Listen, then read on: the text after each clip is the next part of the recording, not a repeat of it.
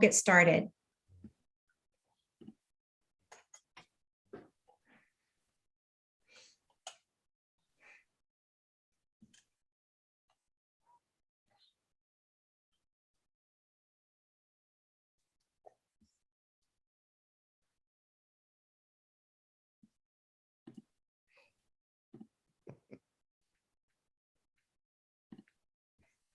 Okay, I know people are still coming in, but I'll go ahead and welcome you. My name is Chelsea Lake. I'm a member of the events team at Politics and Prose Bookstore.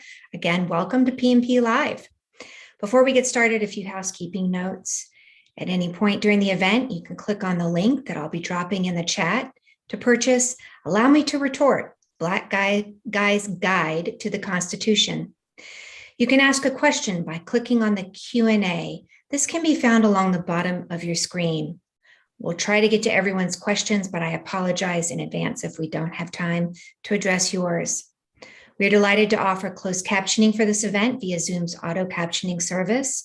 To access captions, simply click on the live transcript option, also along the bottom of your screen. And now to the fun stuff, our event.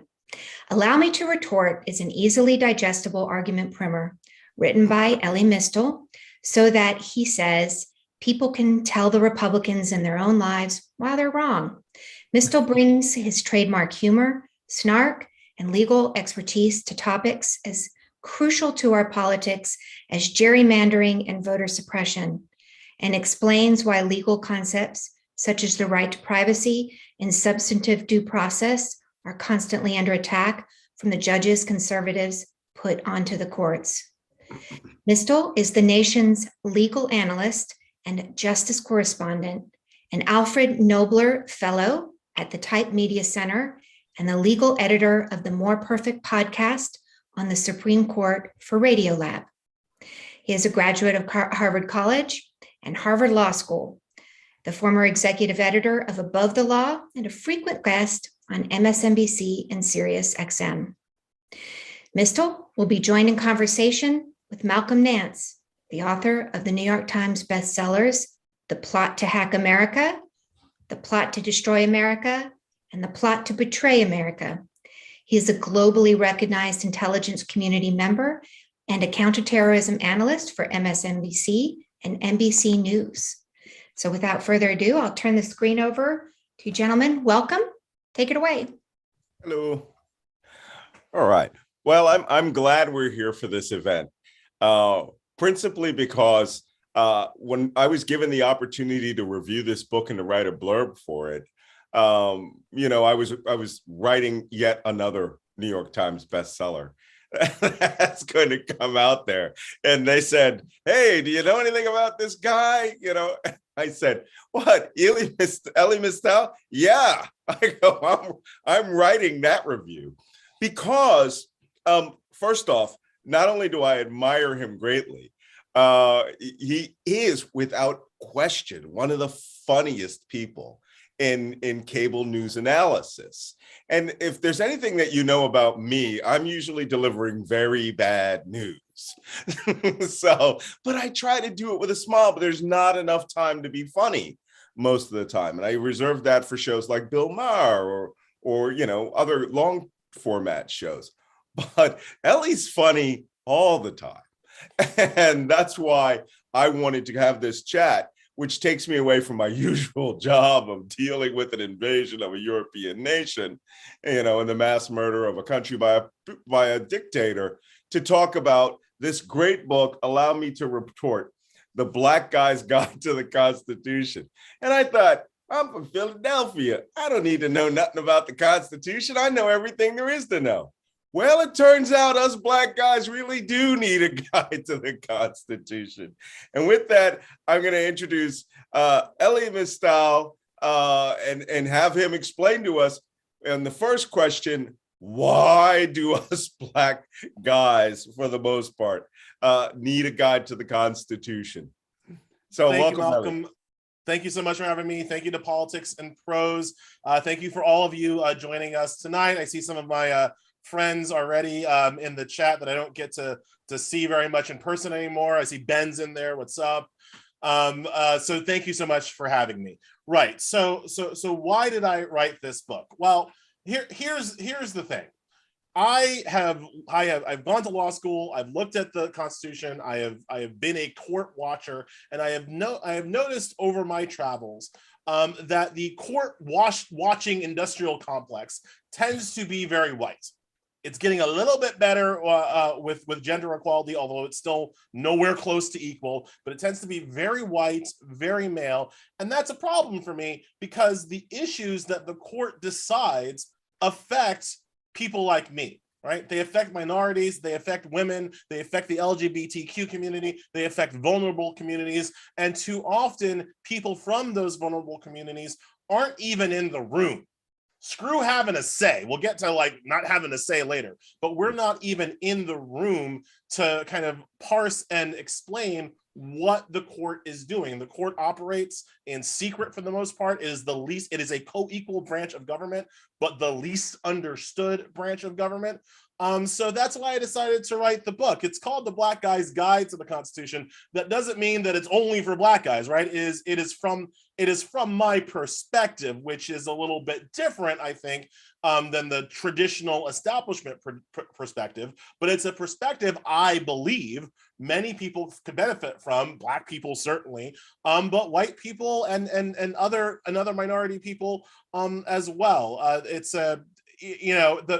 The Constitution looks a little bit different when you come at it from the perspective of a person the Constitution was designed to enslave and ignore.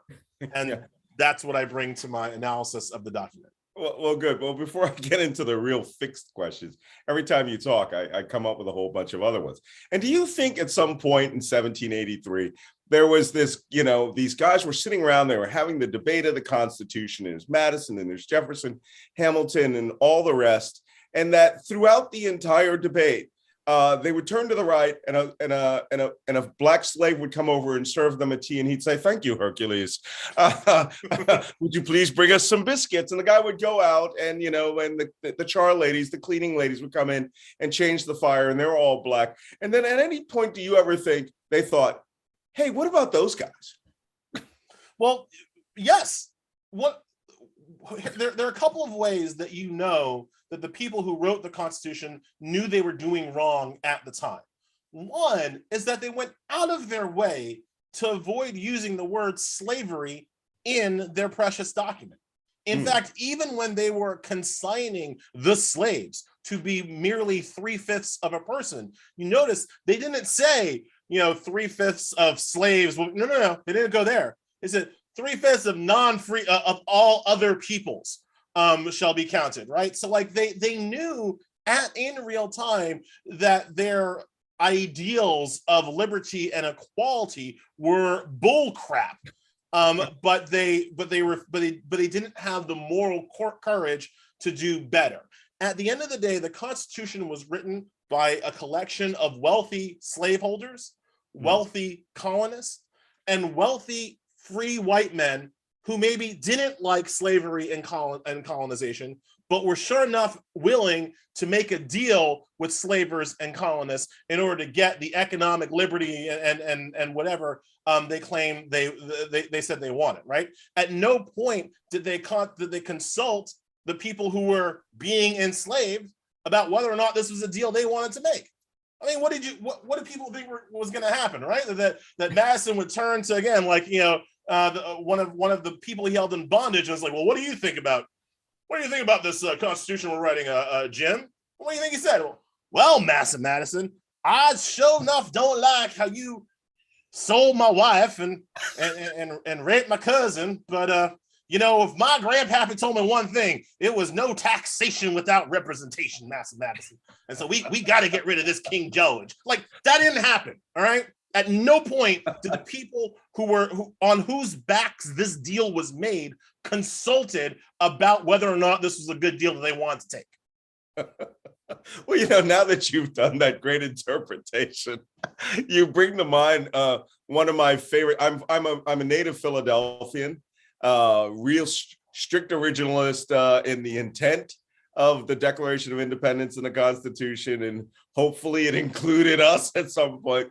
I live with hope eternal that all of this is true, but it just reminded me of the immortal words of Tina Fey when she was speaking about Thomas Jefferson, who said, or actually, I think she said, in the immortal words of Thomas Jefferson, hey, who's that hot young mulatto chick next to the butter churn? Right? I mean, you make jokes about it because it's easier than crying. but what they did here was not good. And here's something else. The Constitution, and this is going to be kind of a news break for a lot of people, the Constitution, the American Constitution, hasn't actually been that successful. Like when you really look at it, when you really objectively look at the thing, you write a document to organize a government, and less than 100 years later, you're involved in a hot civil war. Maybe that document wasn't good, right? Maybe that document was so fundamental. Like that's not what happened in England, right? They didn't write things down in like 100. Oh, let's just have it. No, their documents lasted, for hundreds of years before they had to go get to the fighting part, right? And so then you have this hot civil war. You allegedly resolve the conflicts at the heart of your document, and it still takes 100 years for the document to even think about extending rights and equality expansively to all of the people. So you need literally another, not a cold civil war, a civil uprising in the 60s to even begin to extend fairness to everybody. All right, so then you extend fairness to everybody. In just 40 years, Black people go from being oppressed to having the first Black president. By the way, that's a pretty good generation, by the way. Like, hats off to my mother's generation. It goes in 40 years from literal oppression to the first Black president. Good job, right? White people are so pissed about that they replace the Black president with a bigoted con man, racist man. And then when that racist man lost, they tried to start a coup. If your Constitution is so good, we shouldn't be in a constitutional crisis every time a Republican takes office, right? And yet we are. So, I count all of those things as demerits to this document, that maybe this document is not gospel, was not handed down by Moses, and in fact was a politically compromised document. That doesn't mean that it has to be, thrown away. I mean, I might have thrown it away at various points. Doesn't mean it has to be thrown away, but it certainly means that we can look at it critically and we can think about the urgent need to update it and to make it real for a modern generation. Right. Great. And that reminds me. So you mentioned constitutional crisis, and what I found absolutely one of my favorite parts of the book was your titles for your chapters. Because when I write, I'm constantly thinking, what kind of clever thing that can I do there? Can I actually throw a joke in there in a book where I'm preparing to discuss the Second Civil War in the United States? And yours, my favorite, is right at the top. Canceling trash people is not a constitutional crisis. Can you explain that a bit, please? Well, let me explain the chapter titles first, because I do think it's actually germane to our conversation, because I want people in this chat to go out and buy the book. Now, Malcolm, when you write your bestsellers, right, one of the advantages that you have is that you're talking about things that are fundamentally exciting. I mean, you're talking about war, you're talking about spy games. They make movies with that, and people eat popcorn. Oh, what's going to happen next in Malcolm's book, right? Like, people are excited about your fundamental subject matter. I talk about law, right? I talk about what is commonly thought of to be a dry, kind of technical, kind of boring field of our world. Now, I happen to think law is critically important. I happen to think that we need people to focus on this and to understand how it works. But I try to do it with accessibility. I try to do it with humor. I try really hard not to use legal jargon. From where I sit, legal jargon is just lawyers trying to make themselves sound smart because their education was expensive, as opposed to trying to be smart, because if you are smart, what you're doing is that you're explaining things to people in ways they can understand. The law is complicated, yes, but it's not sending a rocket to Mars, or it's not that, right? An average person who is literate and willing to like reread a sentence should be able to figure it out. And I honestly believe, and this is kind of goes back to the first question, why to write the book in the first place. I honestly believe that if more people just understood the law and understood specifically what conservatives are trying to do to the law, more people would be as outraged as I am, and more people would be willing to do something about it.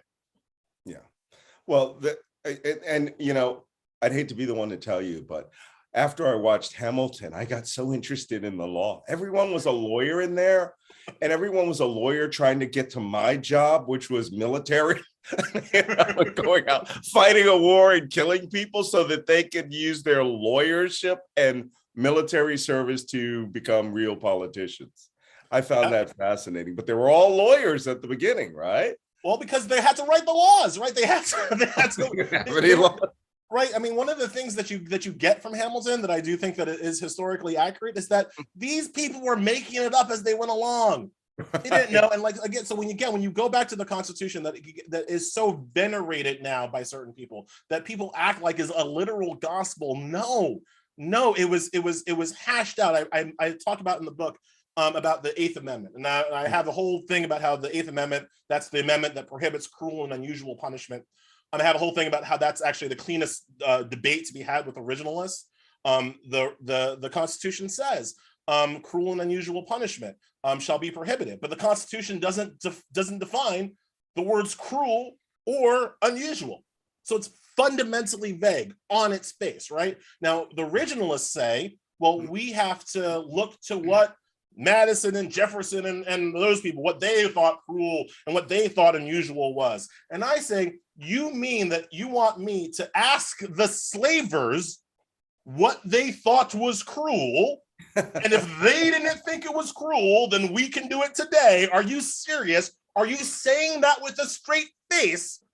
Are you like that? That is what originalism wants us to do, right? And I say, no, I will look to a comic book definition of the word unusual before I look to James frickin' Madison. Are you kidding me? Right? So like that's the intellectual bankruptcy at the heart of this document, of certainly of the originalist kind of thought process. But remember this, even that phrase, cruel and unusual, did the enlightened Benjamin Franklin or George Patrick Henry, whoever you want to say, come up with that? No. The Eighth Amendment in the US Constitution is copy and pasted from the English Bill of Rights in the 1689. They literally just took the exact same language, copied and pasted it into their document, and they're like, yeah, we'll figure out what that means later. That's sometimes I honestly, Malcolm, I feel like I'm holding up the Constitution and I'm like in Black Panther, right? Like Killmonger in Black Panther, right? Is this your king? Because it's got some problems.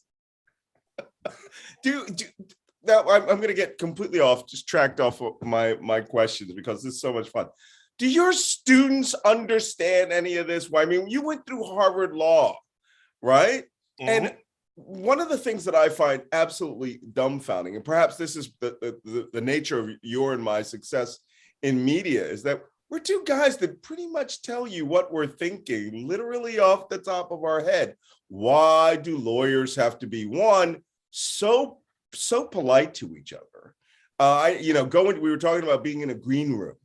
And one time I was in a green room with three lawyers from three different sides of the spectrum. And one of them happened to be Jay Johnson, right? Former Secretary of Homeland Security, former General Counsel of the Pentagon. And the conversation with a lawyer from the Trump side immediately devolved into, oh, what firm did you start at? Where did you go to school? Who's your friend? Where have you clerked at? I mean, I was going to scream because I was about to say, the guy to your right's a rat bastard. Why are you being polite to him? So how come you don't just get up and say, hey, this document's crap, right? I mean, I want to see I want someone to say that at the Supreme Court. Well, part of the thing is that we all went to the same schools, right? I mean, like you're fundamentally talking about, at the top, you're talking about 3 law schools. If I'm being generous, I'll say 6. If I'm being super generous, I'll say 14. Do you know why I say 14? You know why I say top 14 and not top 15? Because since US News started ranking law schools, the same 14 schools have been the 14 best law schools. They trade places amongst each other, but it's like the same 14 schools fundamentally put you in the position to get these elite legal jobs, right? So, I mean, Tom Cotton was 2 years ahead of me in law school, right? Like I've met Tom Cotton on campus. I got some Tom Cotton stories that I can't say in public because I can't prove them, but like I got some stories about Tom Cotton, right? Because we all were bred in the same kind of cesspool, if you will, the incestuous cesspool, and that leads certain people to think that you try to be collegial because you never know when your enemy today is going to be your friend tomorrow. You never know when your enemy today is going to be the guy you're applying to work for or with tomorrow. You never know when that person is going to be a judge that you're in front of tomorrow. So how do you operate like that? I mean, I would be going by the Aaron Burr rule, right? The guy that you're arguing with today, you may be in a freaking 10-page duel with tomorrow, so let's operate that way. Well, you'll note that I'm not a judge. I obviously didn't fit. Law school was difficult for me because a lot of they say law school is teaching you to think like a lawyer. And I always say, but I like the way that I think. I don't want you to take and change it and like beat it. I like thinking about morality as opposed to kind of a data from Star Trek version of justice and fairness, right? So, but law school kind of teaches you how to think within a certain box. One of my law professors was Elena Kagan, now justice on the Supreme Court. And I really hated her class because it was about civil procedure. I just thought civil procedure was just like the worst. Not only was it boring, it prevented people from getting their day in court, and it was terrible, and I hated it. And I went to her office hours and I'm like, I hate your class, because that's how I roll. But Kagan, who's like one of like the smartest people I've ever met, was like, oh, I used to clerk for Thurgood Marshall, and I will tell you what Thurgood Marshall told me when I told him that I didn't like civil procedure. And Thurgood Marshall was like, well, if you don't have a rule that allows you to go to a court, then white people will take it from you. So what do you say to that, Mr. Mystal? And I said, I don't know. It was so boring.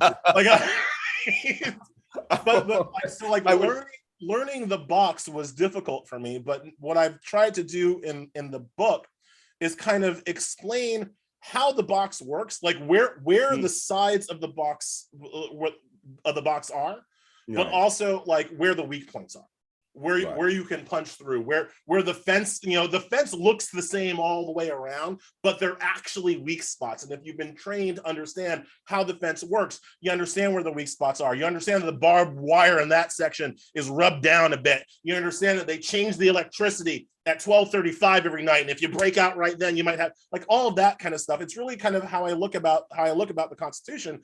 That the Constitution wants to preserve a white male hegemony in the new world. It was designed to do that, right? The white male hegemony that benefits from the Constitution, they don't want to change. They don't want to. They want to share. That's not their thing, right? So you have to understand what the structure is if you're going to understand how to beat it, right? If you're going to understand how to take it down, whether it's an inside game or an outside game, whether you need to completely overturn a certain clause, or if you just need to interpret that clause a little bit differently. That's kind of what I try to explain over the course of the book. Well, let me ask you another question, because and I didn't even want to get off on this, but I'm, as you know, I'm a former intelligence guy, and I own a boatload of weapons. So when I was in Iraq, in Afghanistan, but definitely when I was in Iraq, and when I would come home for leave, it was like, oh, I'm just going to sit back, relax, take care of the kids and the wife, and get on my AK-47 because I need to maintain proficiency. So I have what we call clone weapons. I would have the exact weapons that I had in our locker in Iraq, and I would have to, maintain proficiency. So that falls under the rubric of the Second Amendment. You have some interesting things to say about the Second Amendment. So could you enlighten us on why the Second Amendment will not allow me to have a rocket launcher like I had in Iraq, all right, but will allow all these other rubes to sleep with a gun that they call Shirley, and and caress it while talking to it, next to their children. Which so is first of all, you just made the phrase maintain proficiency sound sinister, like nobody's business, right? Like that's something out of I need to maintain proficiency. Whoa, that's what torturers would say. Why are you torturing Mond? Maintain proficiency. Look, the Second Amendment, as it is commonly understood today, the interpretation of the Second Amendment was invented by the NRA in the 70s.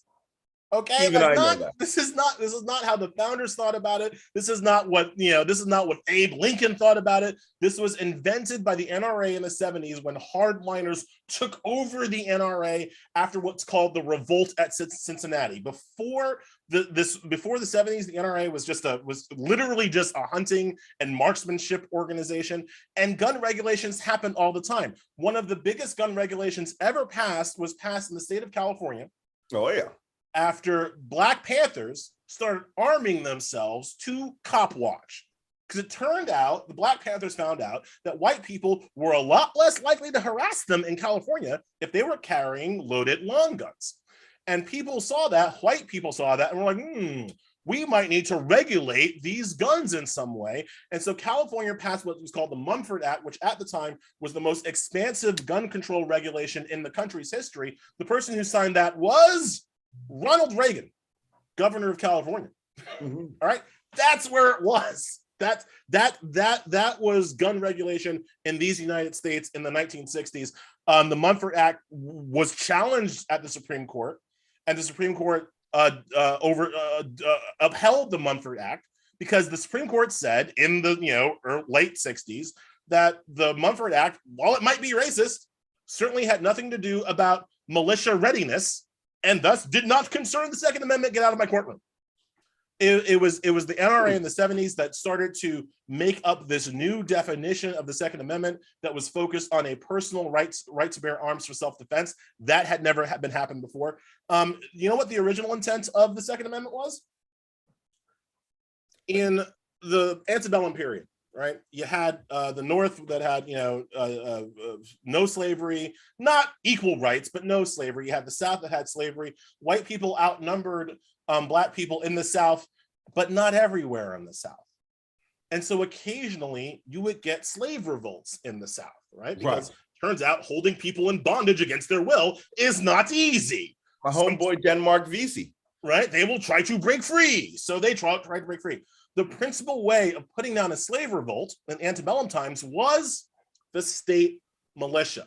Mm-hmm. It was raising a state militia to put down the revolt. Well, when the Constitution was created, before the Bill of Rights was brought online, that let the ability to raise the state militias up to the federal government. And Southerners were afraid. They were afraid that if the federal government would be dominated by Northerners who were against slavery, if the federal government had the right to raise militias, well, then if there was a slave revolt, the government could not raise the militia and thus not help South Carolina or Virginia or whatever put down the slave revolt. Mm-hmm. So the Southern states wanted specifically for there to be an amendment that said that the state militia power was controlled by the states, so that the state governors could raise their own militias. And then they were worried, well, if we could raise our own militias, but we don't have our guns, then what good is that? And now we're at the Second Amendment. That's why it's there. So a well-regulated militia, that part is not to be read out of the Second Amendment. That's the whole point, because the whole point was you needed the well-regulated militia to control the slave revolts. I'll put it like this. If you think that that's a good reason for our current interpretation of the Second Amendment, I literally cannot help you. You are literally too far gone and too far beyond the pale of rational thought for my words to have any meaning for you. Okay. Yeah. I mean, I had the Last of the Mohicans interpretation of it going, right? Is that, you were living so far out near, past Fort Pitt in Pittsburgh that, you needed to have a long rifle, you needed to have a musket to defend your house and to hunt for food, which I think was probably the original intent, was to muster those people together right, with their turkey hunting guns for whatever the emergency that the state would dedicate. I mean, really, but the emergency was the slave revolts, right? Like, right. But like put like this. Here's another way of putting it. I am the guy who believes the Constitution evolves. I'm the guy that believes that we're not always locked into our 18th century definitions and understandings of the world. So if Republicans want to argue to me that the Second Amendment now has evolved from its slavers' support mechanism to now this right to self-defense, especially in, as you say, kind of more rural areas. I remember one of my good friends in college, he lived in he lived basically in a swamp in Florida, like one of those places where you felt like you had to get like on some kind of hydroplane and then hop over 2 crocodiles like your Frogger to like get to his, like whatever, right? And so we're there, and, I was like, I really hope somebody's got a shotgun because like, I don't know what the hell's out here, right? So all right, so you can get me a guy who believes that the Constitution evolves to the point where like it's not just about slavery, it's now about all these other things that we should consider. Fine, I'm with you, but then you have to also say that it evolves to understand that a musket is a completely different weapon than an AK-47 or an AR-15 or whatever the grenade launcher that you want to have, and you can say that okay, you cannot have certain weapons, right? So you want to defend yourself in a certain situation with a sawed-off shotgun, okay, right? But that doesn't mean that we need assault rifle. This doesn't mean that we need heavy magazine. Like all these other regulations can still happen, and you can still buy a musket, right? Right, modern black powder loaded 50 cals, brand new. So get one of those bayonet affixing things on it, and you're good for days, right? I'm just saying, like, there's a lot. Once you accept that the Constitution evolves, yes, it can evolve in the Second Amendment, but then it has to evolve on all these other things as well, and that's kind of where I am. How's it the Constitution can evolve on your right to ownership, your right to bear arms as they use it, but not any regulation of that now? I mean, with the exception of, was it Scalia, who surprisingly came out and said, yes, states can actually regulate as they see fit. I think it was in the New York City case, right? Well, the Scalia says in D.C. Heller, Scalia says that the states can regulate arms that are not commonly used for self-defense. But see, I never and conservatives do this a lot, where they try to use these phrases not commonly used for self-defense. If you look at police brutality a lot of it is a reasonableness standard. I dislike reasonableness standards in the law because what happens if white people are unreasonable? See, that's the kind of thing that people don't ask enough, right? Like, what happens if all these white people are crazy?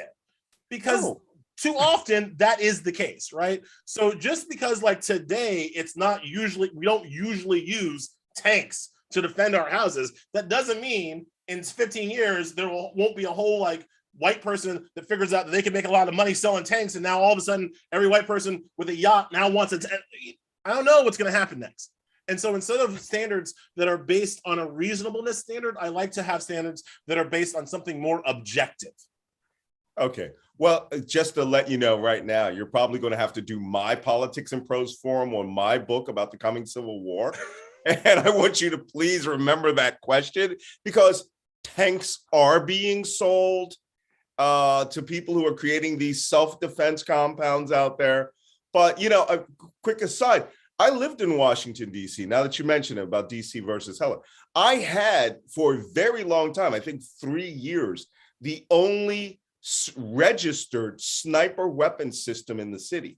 And every cop in the city knew it. One of my good friends was like, oh yeah, you're on Sheridan Avenue up there Military Road. I was like, how do you know that? And he goes, you got the only 308 sniper weapon system in this city because it took you a month to get the FBI to fingerprint you.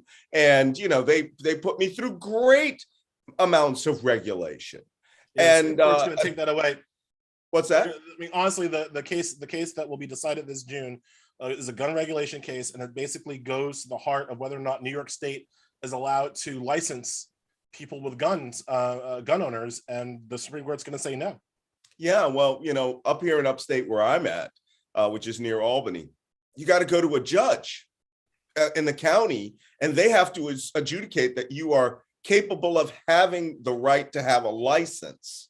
so that you can have a handgun, not for concealed carry.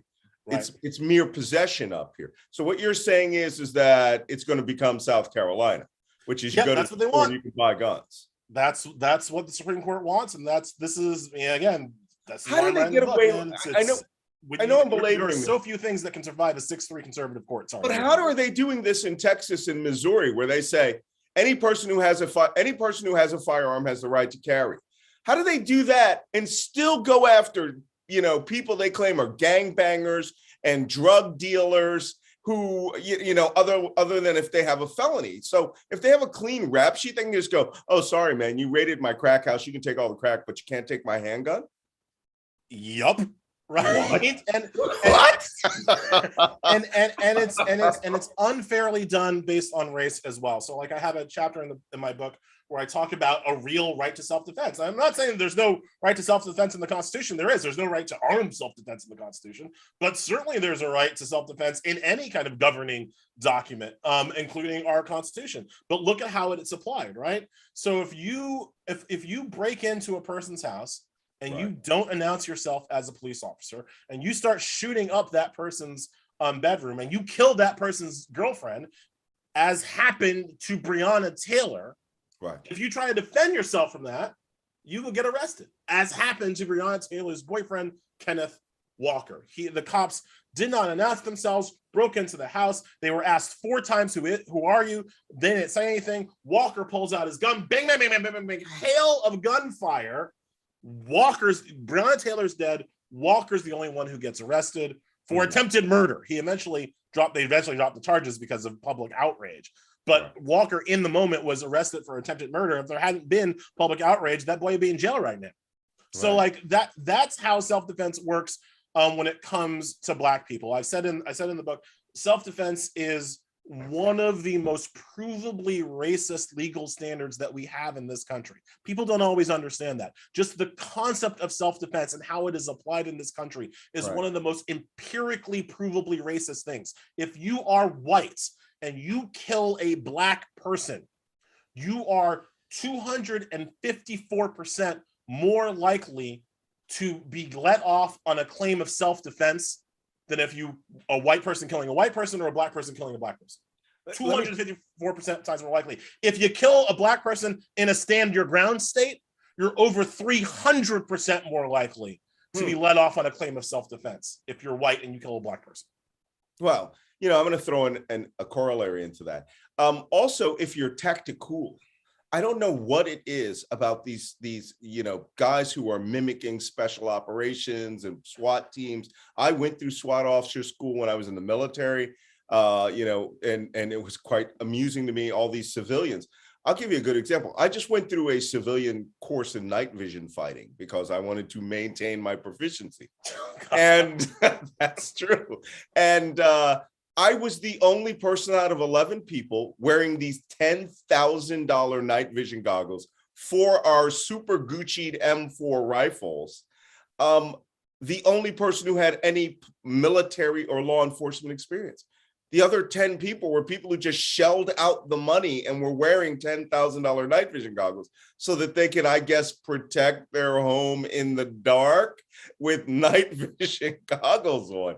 And it just blew my mind. And again, this, I thought, well, this is another indicator of the coming insurgency in the United States. You have these civilians who are arming up. But if I defend my home with an M4 carbine or an HK 416 carbine with my PEQ-15 laser on it, and when I'm wearing my $10,000 TNVC PVS 31 goggles, the cops will come up and go, "Hey, that is really cool kit.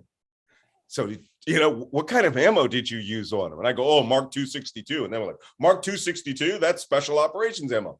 I'm not joking about that. There is this thing, and that's why all these Capitol rioters on January 6th were wearing their tactical, I want to be a special operations guy. And I've said this for a long time.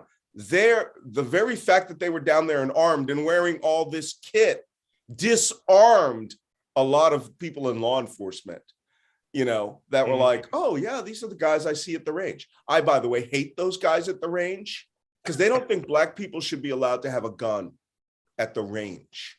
And I used to be a member of Quantico Shooting Club, and they would look at me like I deserve that super $10,000 rifle you're shooting, not you. And in New York State, you can actually turn a person in for $250. So I don't ever go to the range here in New York State because it's another form of discrimination. Anyway, let's get off of that because we'll be on that all night. Considering we're about to become Alabama this June. You labeled the chapter conservative kryptonite. What is conservative kryptonite? And why should I have some? Generally, conservative kryptonite is the 14th Amendment, but specifically, if you have been following along with the current zeitgeist around Supreme Court nominations, you have probably heard Republicans ask, Republican justices or nominees be asked if they thought Brown v. Board of Ed was rightly decided. Right. And you've probably heard Republicans stumble on this question. One of the most important Supreme Court decisions ever, overturning segregation, overturning Plessy v. Ferguson. Some Republican nominees have problems saying, yes, it was rightly decided. And so we think of that as like this big kind of litmus test about whether or not a conservative is like mainstream or crazy, whether or not they think Brown was rightly decided. But I say in the book, no, that Brown is the wrong case, because even the crazy conservatives can square Brown with their originalist interpretation. It's kind of a bank shot. They got to call glass, but they can generally do it. The ones who can't, the ones that you see stumbling on TV, those are the actually stupid ones, right? The smart ones can square the Brown circle. If you want to trip off a conservative on their originalism stuff, ask them about Loving v. Virginia. Ask them about the right to marry regardless of race. Because if you ask them about that, what they will eventually have to admit is that at the time that the Reconstruction Amendments are passed. So remember, originalists don't say that we only can look at the founders. They say that we have to look at the laws as they were passed, or the amendments as they were passed by whoever passed them. So after telling us that for the first 10 amendments, we have to hold ourselves to an 18th century white person standard. After Reconstruction, they say, no, you have to hold yourself to a 19th century white male standard, which I'll agree, the white men who wrote the 14th Amendment were better than the white men who wrote the First Amendment, but they were still racist ass white men who maybe did not have the best interest of all people at heart. But no matter, they will say, look to the original intent, the original public meaning of the people who wrote the 14th Amendment. And if you do that, you will find that there wasn't a white man in politics in 1867, in 1869, whatever, who thought that they were passing an amendment that let Black people marry their daughters. That wasn't on the table, all right? Literally, they got up in Congress and said, whatever you think about this 14th Amendment, which we should totally have, do not think that it means miscegenation of the races. There are people who said that there was no way that the 14th Amendment would be ratified if they thought it meant the miscegenation of the races. And so what the distinction that I'm drawing here is between three different spheres of rights. There are political rights. That is the right to literally participate in the society, the right to vote, for instance, right? There are civil rights. Those are the rights to contract and the rights to have a job and the rights to be paid labor, right? White people, you can pretty much get them to agree that, not all white people, but you can get most white people to agree that some political rights should be equal, some civil rights should happen. But then when you talk to them about social rights, the right to have a party, the right to get married, the right to buy a cake, that's where the conservatives really show their teeth. They do not believe the Constitution confers any social rights to anybody but cis hetero white men. And so when you ask them about loving, when you ask them about cases that when you ask them whether or not love is love, that is where they show their teeth, and you can trip them up, and you can see the difference between an extremist conservative and just a regular Republican that I disagree with. So now you've put that image back into my head where, the 14th Amendment's being written, and the guy's sitting there thinking about miscegenation, and he calls Hercules over for another cup of tea, and he goes, Hercules, y'all's Negroes going to miscegenate? And the guy's going, no law, we ain't going to miscegenate. He's like, all right, we can pass this amendment. Yep. So, Nobody thought they were passing amendments that allowed for the miscegenation of the races, right? It didn't even begin to be on the table, right? So one of the things that people have to understand sometimes about, they'll ask, like, why doesn't the Constitution protect minority rights more than it does? Well, because the people who wrote it didn't think minorities had rights. Right. Well, the Constitution doesn't protect a woman's right to choose. Doesn't say that, a woman can have an abortion. No, of course not, because the people who wrote the Constitution didn't think women could finish their sentences. They didn't think women could own of course they didn't think women had rights to their own bodies. Are you kidding me? Marital rape, and I put this in the book. Marital rape was an oxymoron in this country until the 70s. Yeah. Until the 70s, there were laws on the books that said that you cannot be accused of raping your wife. So, like, that's the starting point that's the nightmare that we're trying to wake up from. Okay.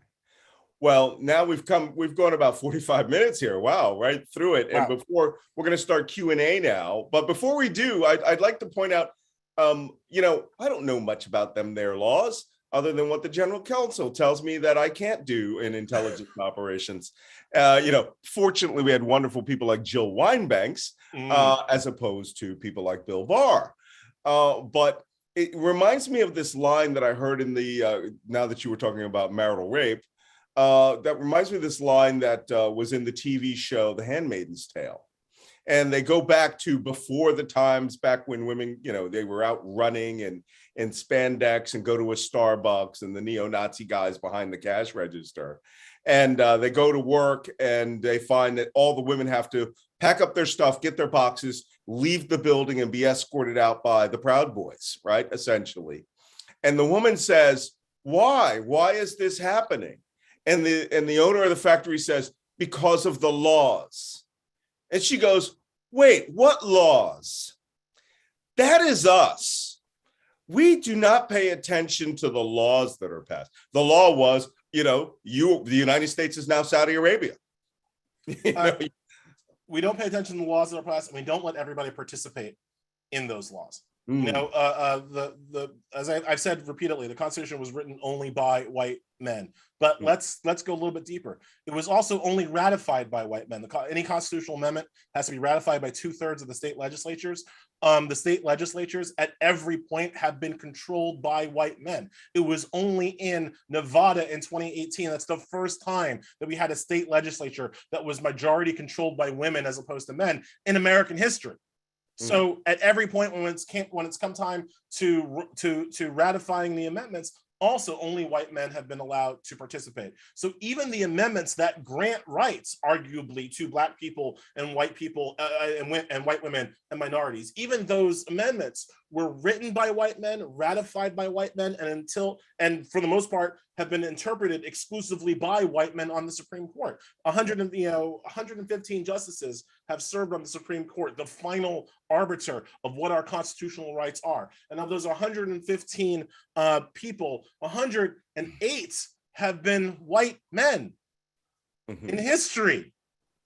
That's embarrassing, but that's where we are. And so when I say that the Constitution needs to be kind of reimagined, this is what I'm talking about. Like it's beyond simply, one of the things that I say is that, everybody likes to think that, we can just fix these things with amendments, right? Like after the Civil War, it was like, we're just gonna have some more amendments to fix this broken Constitution. Man, that's like driving a Ford Focus and like stealing some Cadillac hubcaps and being like, I'm a Cadillac now. No, you ain't. You still that Ford Focus engine. I know what drives you, right? And so we're still being driven around in this kind of slaver Ford Focus with some like Cadillac ornaments on it, right? And we need to like understand that and fundamentally reimagine what this country is and what it can be. Right. And that leads us to our first question, which you answered most of it from Lee Wheel. But the section there, because it's like why the amendments of the Constitution can't be amended. But why does the Constitution appear to be so sacrosanct? Yeah, so that's a great question. Look, many cultures venerate their founding documents. That kind of goes throughout human history. But the reason why it has such power in this country, I believe, is because there is no other organizing principle of this country. There's no natural reason for us to all be here. Like, we all kind of understand, well, maybe not Lauren Boebert, but like most of us understand that we're like a nation of immigrants and we're all from different places. And we're, you know, well, we don't share a culture. We don't share a religion. We ain't all from the same mama, right? Like we come from different. So what binds us together? Well, you know, the Super Bowl, yeah. and like the Constitution, right? Like we don't have a lot as Americans that really bring us together. And the Constitution is one of those things. You know, we are a nation organized under an idea, as opposed to organized under an ethnicity or whatever. And I said, look, the ideas are great. The ideas in this document are great. We've just never tried them. We haven't spent one day in this nation making the ideas in this Constitution a reality for all of the people living here. I'd love to live in a nation that was formulated under some of these ideas. I'm still waiting for that to happen. Well, by the way, a little aside here, we are a nation of immigrants, a great nation of immigrants with a wonderful native population. But everyone who's Black, we're hostages. We came here as a nation, as a body of hostages, literally had to have a ransom paid for us. Before you go on, Malcolm, I just want to piggyback on that because it's really crucial to understanding my book. If you do not, there is simply no acceptable way of interpreting political philosophy that accounts for a people to be governed under the rules of their captors. Okay, so either the foundational rule set of the slavers that captured us are forfeit, or we as Black people are still an occupied people in this thing. Sure. Now, I choose to believe that those ideas are forfeit and that I am not an occupied person. But if you're going to tell me that the slavers' ideas still reign supreme in this country, then I'm going to say, give us free, because that's what's required. Sorry, okay. I know you had another question. Simmer down there, Marcus Garvey. You know, I could go into your great, you know, critical race theory leanings here, but then again, all of Ben Shapiro's followers would suddenly. Why are you trying to get me in trouble, Malcolm? I don't know nothing about no. I am walking trouble when it comes to these things. Okay, next question is, our Constitution obviously has its flaws, which present day democratic nation do you feel sets the best constitutional example for us to study to remedy our current situation? There you go. I love that question. South Africa. 100% South Africa. Wait, are we talking pre-Mandela? Right? Because look at what South Africa did, right? When they freed Mandela and Mandela became the president of South Africa, what did South Africa do? Did it do what we did after the Civil War and just stick some amendments on its constitution? No, they threw their apartheid Afrikaans constitution out the window, set it on fire, came up and had a whole new constitutional convention with all of the people represented equally. They spent 2 years and they came up with a new written document. Now, this is going to shock most Americans who don't really look beyond our borders. But if you kind of look on the international stage, it is the South African Constitution that is held up as pretty much the best written constitution in this world right now in terms of freedom and equality and human rights for all. Not ours, not our broken Ford Focus Constitution, but it's the South African Constitution because they started again, right? Now, that leads to the question, do you think that we should have a new constitutional convention? Sure, if we could do it fairly, but we can't, right? Like, sure, like the problem with us having a new constitutional convention is not that the idea doesn't have merit, it's that the same racist white people would get to choose who got to go to the constitutional convention, right? If you had a constitutional convention right now and you had, let's say, 20 people from New York, how many people should you have from Wyoming? I'll tell you the answer: 0. Right. If you had 57 people from California. How many people should you have from Wyoming? 1. If we're going to do it by population, if you had 57 Californians in the Constitutional Convention, you'd have 1 Wyoming, right? But we're not going to have a Constitutional Convention organized around those principles, which means any Constitutional Convention that we had would once again overrepresent white males, most likely rich white males, over everybody else, and we'd basically make the same mistakes a second time. Right. But to answer the question, no, South Africa is the one that has done it right. Wow. Well, Morgan Freeman would be very proud to hear that. He's the president of South Africa, right? When Morgan Freeman and Matt Damon came together to win a rugby match and write a new constitution. Yeah. So here's we're going to go to our next couple of questions. Why don't filibuster opponents ever argue that it's unconstitutional? The Constitution clearly contemplates a majority voting standard in the Senate, with the VP breaking a tie, not a supermajority. Yeah, so okay. That's a fine argument. It's sure, I would make it. Your problem is that you've got 6 conservatives on the Supreme Court. And what people don't understand always is that there is no argument that you can make that is going to win against 6 conservatives on the Supreme Court who are governed not by the law, but by their own ideology. So you tell me a thing that you think is a good argument, I can be like, yeah, I agree, but I'm not on the court. Does Roberts agree? Does Alito agree? Does Gorsuch agree? Because if they don't, then I don't got nothing for you. And we can talk about this. We can talk about term limits. I think term limits could be constitutional, even though the Constitution says a justice has to serve while in good behavior. It doesn't say what court they have to serve on. So I think there's some kind of interesting ways that we could mess with senior status to get de facto term limits. But it's not, you don't got to ask me, you got to ask John Roberts. You got to get 5 people on the court to whatever legal theory you have, whatever interpretation you have, you got to get 5 people on the court to agree. So like one of the things that we've talked about a lot is the Voting Rights Act, right? So you had the Voting Rights Act. Voting Rights Act, by the way, my pick for the most important piece of legislation in American history. You had it. John Roberts took it away. So now we're saying, okay, we got to pass a new Voting Rights Act, the Freedom to Vote Act or the John Lewis Voting Rights Act. And I'm like, did John Roberts go somewhere while I was sleeping? Because the same person who eviscerated the 1965 Voting Rights Act is going to be sitting there to eviscerate whatever new Voting Rights Act Congress has passed. And if anything, his position is only stronger because the court is more conservative now than it was in 2013. So if you care about voting rights, legislation, great. But if you don't control the court, it means nothing. And that is a key thread throughout my entire book. If there's something that you care about, in this country and you don't have the courts, then you can't have it. Gun rights, can't have it with this court. Environmental regulation, can't have it with this court. Voting rights, can't have it with this court. Police reform, can't have it with this court. That's just where we are. And so until you address the fundamental imbalance on our courts, you address functionally nothing. Mm-hmm. Okay. Can I just, before you go to your next question, Malcolm, can I just ask one in the chat, answer one in the chat?